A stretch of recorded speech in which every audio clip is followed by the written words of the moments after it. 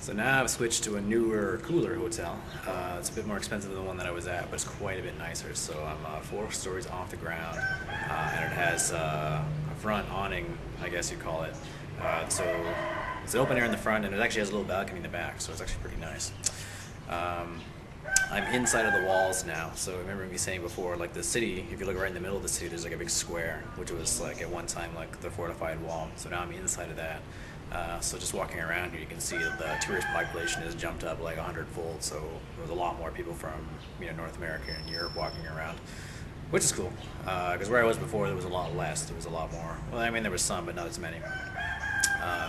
I had sort of intentions of going to like maybe like the zoo or the aquarium because I understand they're pretty nice, but it's getting a little bit sort of afternoonish, and they seem to be kind of a daytime thing. So I might try that again tomorrow morning.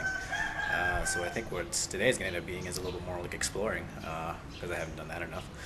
Um, Mostly it's going to be like throwing the walking shoes and find more food that I haven't eaten. I've been eating fried banana just about every day, and it's like the greatest thing ever. It's like having French fries but kind of sweet.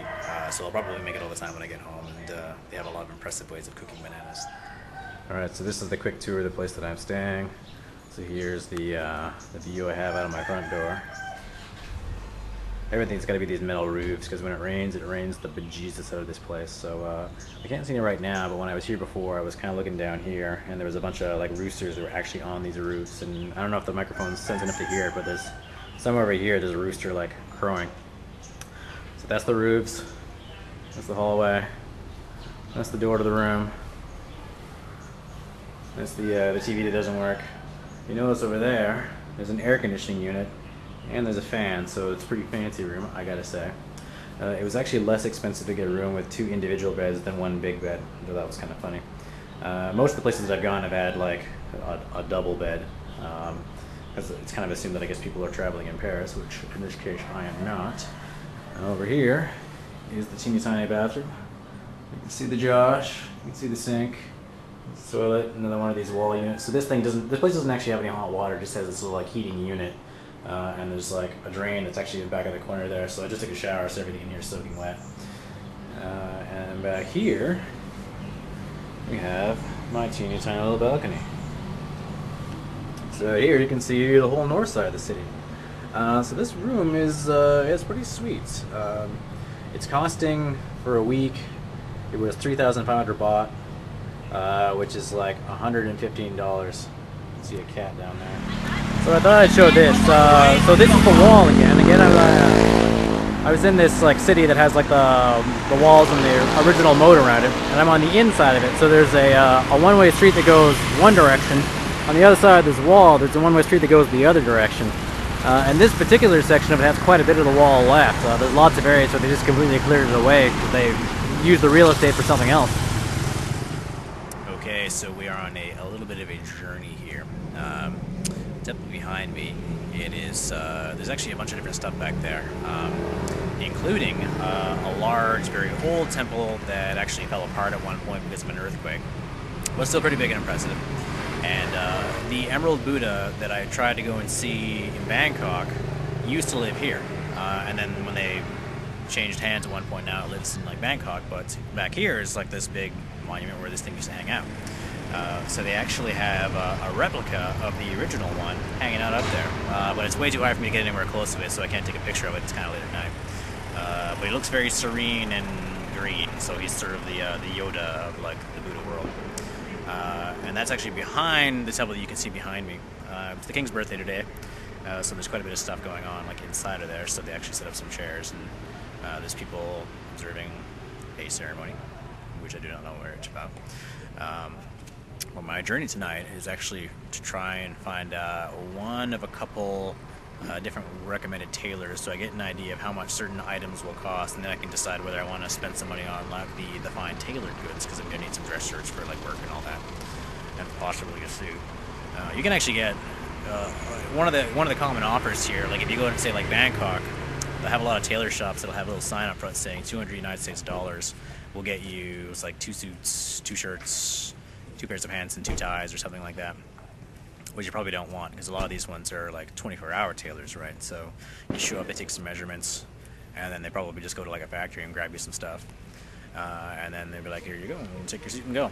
That is a pretty good deal, but the thing about it is with like the tailors here is if you have some time, like maybe some of us do, you can go to one of these tailors and you can go to several different fittings. So there's some people that insist on getting, like tailors that insist that like they won't sell you something unless you're like able to come back for at least 3 fittings. So you have to be around for like a week.